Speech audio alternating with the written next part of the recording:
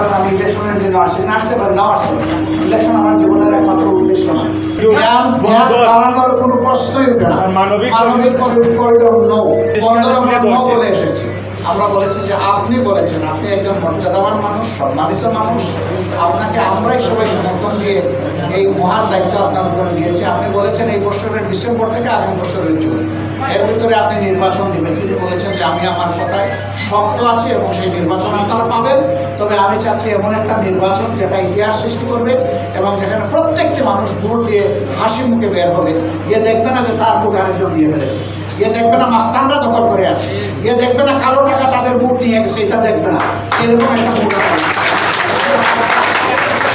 আমরা বিশ্বাস করি এই সময়ের ভিতরে তিনি নির্বাচন দেবেন। বাড়ানোর কোনো প্রশ্নই উঠে না। মানবিক করিডোর নো, আমরা নো বলে এসেছি। ওয়ালটন আবারও মিলিনিয়ার অফারে ওয়ালটন ফ্রিজ কিনে আপনিও হয়ে যেতে পারেন মিলিয়নিয়ার। দেশের স্বার্থের বিরুদ্ধে আমরা কোনো কিছুতে হার হব না। দেশের স্বার্থ যেখানেই বিকৃত হবে সেখানেই নো। এটা এই দুইটাও নো। আমরা বলেছি যে এই দুইটা নিয়ে না আগানো ভালো।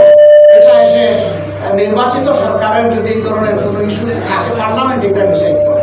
আর এখন যদি আপনি ডিসাইড করতে চান তাহলে আপনার পার্লামেন্ট হবে সমস্ত রাজনৈতিক দল, তাদেরকে নিয়ে বসতে হবে, তাদের সাথে কথা বলতে হবে, তাদেরকে কথা বলার সুযোগ দিতে হবে, তারপরে সামষ্টিকভাবে যে সিদ্ধান্ত হবে সেটাই বাস্তবায়ন। আমরা কালকেও বলেছি যে আমরা মনে করি সুইটেবল টাইম দুইটা।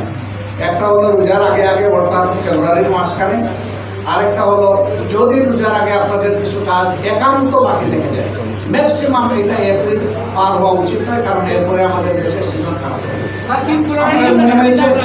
মনে হয়েছে যে কথাগুলো রিজনেবলি তারা গ্রহণ করেছে, সিদ্ধান্ত তাদের। কেউ মনে করতে পারেন আমি ইলেকশনের জন্য আসছি, না আসতে পারেন, নাও আসতে পারেন। ইলেকশন আমার জীবনের একমাত্র উদ্দেশ্য না। আমার জীবনের উদ্দেশ্য হচ্ছে মানুষের গায়ের সাথে লেগে থেকে মানুষের ঋণ পরিশোধ করা। আজকে আমার এই পর্যায়ে আসতে আমি বিশ্বাস করি এদেশের প্রত্যেকটা নাগরিকের অবদান আছে আমার পিছনে। আমি যে প্রাইমারি স্কুলে লেখাপড়া করেছি, ওই স্কুলের যে বিল্ডিং তৈরি হয়েছে, ওই স্কুলের শিক্ষকের যে বেতন দিয়েছে, যে সমস্ত অবকাঠামো এবং যন্ত্রপাতি ছিল, ফার্নিচার ছিল, সেগুলো জনগণের ট্যাক্সের টাকা। এই ট্যাক্সে আপনারা সবাই শোধ।